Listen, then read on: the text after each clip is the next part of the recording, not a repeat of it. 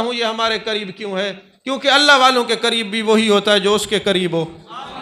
تو لوگوں نے کہا حضور ہم تو اتنے عرصے سے مرید ہیں، آپ کے قریب نہ ہو سکے، یہ کل آئے ہیں آپ کے قریب ہو گئے ہیں، وجہ کیا ہے؟ ایسا کرو پرندے تمہیں دیے جاتے ہیں، جا کے ایسی جگہ ذبح کر کے آؤ جہاں کوئی نہ دیکھے، ایسی جگہ ذبح کر کے آؤ جہاں کوئی نہ دیکھے۔ سارے خلفاء جاتے ہیں، جب واپس آتے ہیں پرندوں ذبح کیے ہوتے ہیں، مرغیاں ہوں، پرندے ذبح کر کے آؤ جہاں کوئی نہ دیکھے۔